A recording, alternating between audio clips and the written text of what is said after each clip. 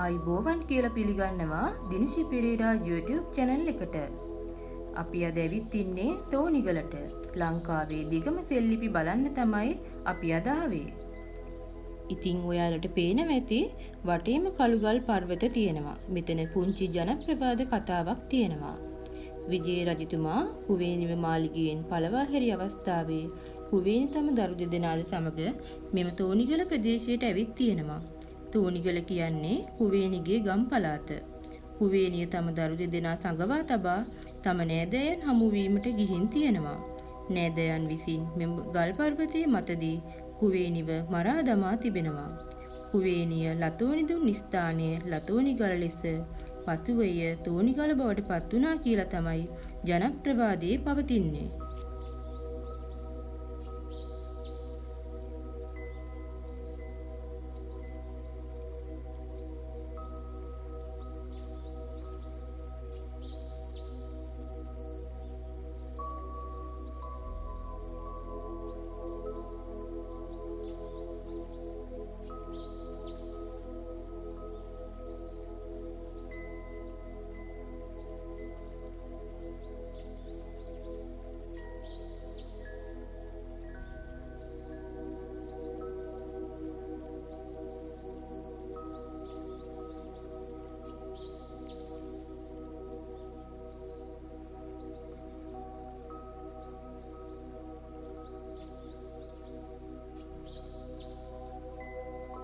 අපි දැන් මේ යන්නේ ගල් පර්වතයේ නගින්න. ගල් පර්වතයේ කෙළවරේම තියෙනවා ලස්සන වැවක්. ඒ තමයි තෝනිගල වැව. හරිම ලස්සනයි මුළු වැවම ඕලු මල් වලින් පිරීලා. ඒ සුන්දරත්වය කියන්න වචන නැහැ. වීඩියෝ එකේ පේනවට වඩා හැබැයින් දකින්න තියෙනවා නම් මාරම ලස්සන වීව් එකක් තමයි තියෙන්නේ. අපි දැන් වැවත් බලාගෙනම පර්වතයේ උඩට යමු. ලංකාවේ දිගම සෙල්ලිපිය බලන්න. ඔයාලට පේනවා ඇති යකඩ වැටෙන් වට කරලා තියෙනවා. ඒ තමයි අපිට හමු වෙන පළවෙනි දිගම සෙල්ලිපිය.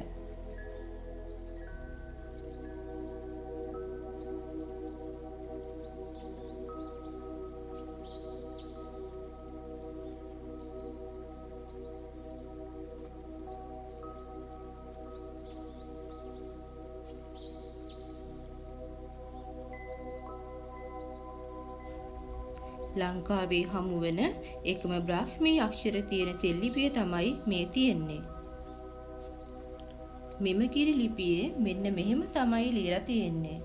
ප්‍රමුඛ අභයගේ පුත් ප්‍රමුඛ තිස්සගේ වැව අවගිරක තිස්ස පබ්බත විහාරයේහි ගාමිණී නොපැමිණි සිව්දිග භික්ෂුන් වහන්සේලාට ප්‍රදානය කර ඇත.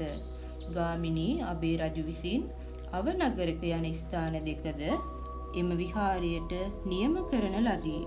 ප්‍රමුඛ අබේගේ පුත් ප්‍රමුඛ තිස්ස විසින් මෙම දීමනා පැමිණි නොපැමිණි සිව්දිග සංඝයාට නියම කරවන ලද බවද සඳහන්ය.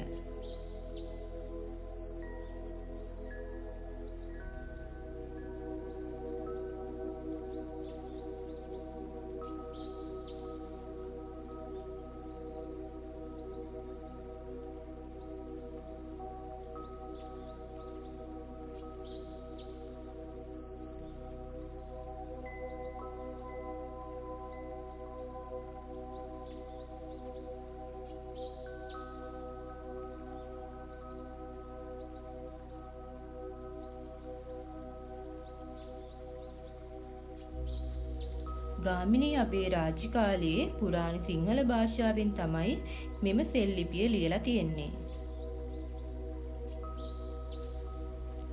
දෙවෙනි තෝනිගල සෙල්ලිපිය සොයාගෙන තමයි අපි දැන් යන්නේ.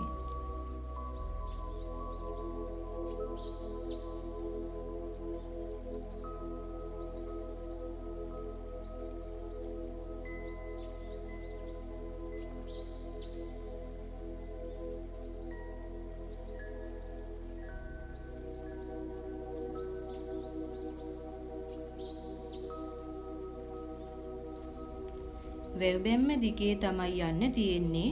බලන්නකො වැවේ සුන්දරත්වය.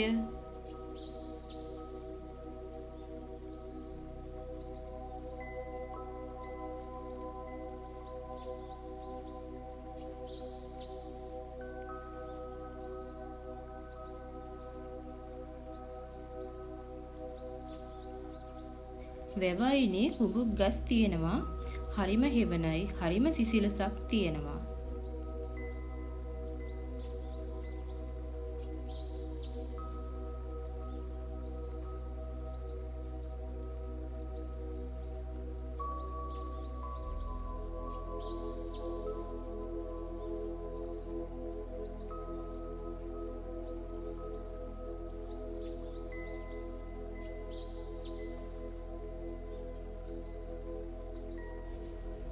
මම මේ සෙල්ලිපි ගැන දැනගත්තේ මගේ මිතුරියකගෙන්.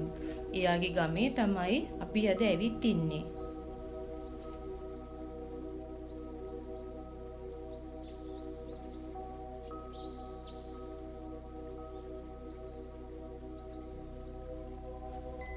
මේ තියෙන්නේ තෝනිගල අනික් සෙල්ලිපිය. මේ සෙල්ලිපියත් ගොඩක් දිගයි. මේ එක සෙල්ලිපියක තියෙනවා අක්ෂර 137ක්. අනික් එකේ 117ක් තියෙනවා. ඉතින් ඔයාලට කියන්න බැරි වුණානේ මෙතනට එන විදිහ.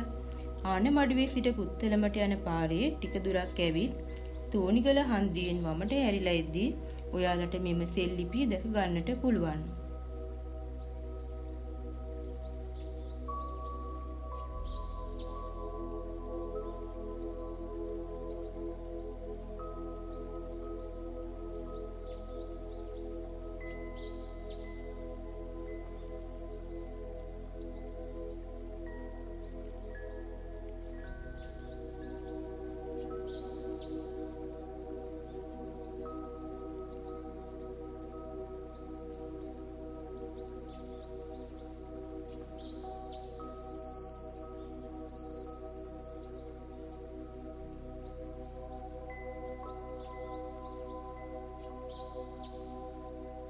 තවත් ලස්සන vlog එකක් අරන් ළඟදීම එනවා.